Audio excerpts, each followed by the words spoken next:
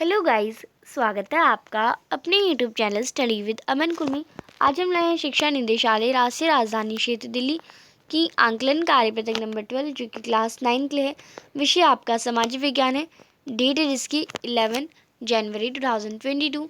आप अपना name and अपनी क्लास की जगह नेम लिखेंगे।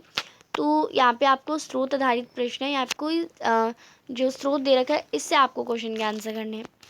तो क्वेश्चन नंबर 1 से लेके 4 आपको विकल्प वाले हैं। आपको सबसे पहले हम स्रोत पढ़ लेते हैं। इजी सा है, छोटा सा है। उत्तरी भारत में शीत ऋतु मध्य नवंबर से आरंभ होकर यानी नवंबर से फरवरी तक रहती है। भारत के उत्तरी भाग में दिसंबर और जनवरी सबसे ठंडे महीने होते हैं। अभी लास्ट वर्कशीट में ही हमने ये पढ़ा था, तो ये ज़्यादा हार्ड नहीं रहेगी हमें लगता है। तापमान दक्षिण से उत्तर की ओर बढ़ने पर घटता है।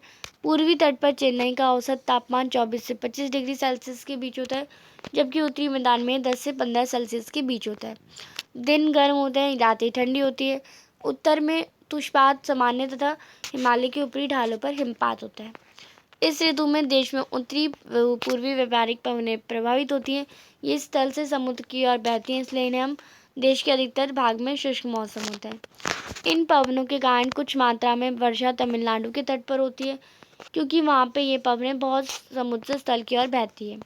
देश के उत्तरी भागों में एक कमज़ोर उच्च दाब का क्षेत्र बन जाता है, जिसमें हल्की पवनें इस तरह के देश बाहर की ओर प्रभावित होती है। उच्चावच से प्रभावित होकर ये पवन पश्चिम उत्तर पश्चिम से गंगा घाटी में बहती है। सामान्यतः इस मौसम में आसमान साफ तथा तापमान आर्द्रता कम करने पर पवनें शिथिल तथा परिवर्तित होती हैं। तो पहला प्रश्न है, भारत में शीत ऋतु का काल कब से कब तक रहता है? तो भारत में शीत ऋतु का काल मई से शीत ऋतु आप देखिए तो मध्य नवंबर से फरवरी तक, ठंड नवंबर से फरवरी तक रहती है। तो उसमें आपका सी ऑप्शन करेक्ट हो जाएगा। नेक्स्ट है क्वेश्चन नंबर 2, भारत में शीत ऋतु में उत्तरी पूर्वी व्यापारिक पवनें प्रभावित होती है। समुद्र से स्थल की ओर, स्थल से समुद्र की ओर, यह उपरोक्त सभी। तो अभी हमने ऊपर पढ़ा जो उत्तरी व्यापारिक पवनें होती हैं वह स्थल से समुद्र की ओर प्रभावित होती हैं। तो इसमें आपका सी ऑप्शन जो है करेक्ट, इसमें आपका बी ऑप्शन जो है करेक्ट हो जाएगा। आप इस पर बी पे टिक करेंगे। थर्ड क्वेश्चन है, निम्नलिखित में से किस पवन के कारण शीत ऋतु में तमिलनाडु के तट पर वर्षा होती है? तो तमिलनाडु के तट पर वर्षा होती है। तो आप देखिए, तो यहाँ पे आप देखिए उत्तर व्यापारिक पवनें प्रभावित होती है और ये स्थल से समुद्र की ओर बहती है, और ये पवनों के कारण वर्षा तमिलनाडु के तट पर होती है। यानी इसमें आपका जो डी ऑप्शन यानी उत्तर पूर्वी व्यापारिक पवनें करेक्ट हो जाएगा। आप इस पर डी पे टिक कर लेंगे। यहाँ पे आपका डी ऑप्शन जो है करेक्ट है। नेक्स्ट है क्वेश्चन नंबर 4, निम्नलिखित में से कौन सी भारत में शीत ऋतु की विशेषता है? तापमान एवं आर्द्रता का कम होना, दक्षिण से उत्तर की ओर बढ़ते तापमान घट जाना, साफ आसमान या उपरोक्त सभी। तो आप देखिए शीत ऋतु की ये सभी विशेषता हैं, तो आप इसमें डी पे टिक कर लेंगे। नेक्स्ट है क्वेश्चन नंबर 5, कोल खोज क्या था? तो आप देखिए कोल खोज सामूहिक खेत थे जहां 1929 से सभी किसानों को खेती करने के लिए मजबूर किया गया था। क्वेश्चन नंबर 6 है, रूसी क्रांति के किन्हीं दो वैश्विक प्रभावों को लिखिए। तो आप लिखेंगे कई देशों में कम्युनिस्ट पार्टियों का गठन किया गया, जैसे ग्रेट ब्रिटेन की कम्युनिस्ट पार्टी,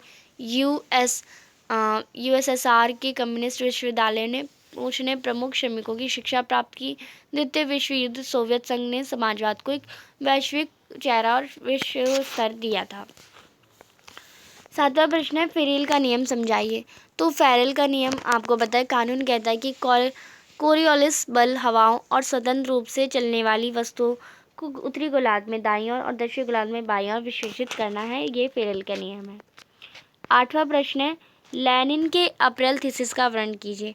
तो आपने पढ़ा था 3 चीज़ें, प्रथम विश्व को युद्ध समाप्त किया जाए, भूमि किसानों को हस्तांतरित की जानी चाहिए और बैंकों का राष्ट्रीयकरण किया जाना चाहिए। ये लेनिन के अप्रैल थीसिस हैं, यानी 3 चीज़ें। अप्रैल थीसिस से आप याद कर लिए, थीसिस यानी 3 उनके मांगे थी, 3 मांगे थी, ये आप लिख लेंगे। 9th है, प्रथम विश्व युद्ध में शामिल मुख्य कौन कौन से देश थे? तो आप लिखेंगे युद्ध प्रथम विश्व युद्ध में केंद्र शक्तियाँ मुख्य रूप से जर्मनी, ऑस्ट्रेलिया, हंगरी और तुर्की को मित्र राष्ट्रों मुख्य रूप से फ्रांस, ग्रेट ब्रिटेन, रूस, इटली, जापान और 1917 से संयुक्त राज्य अमेरिका के खिलाफ खड़ा कर दिया।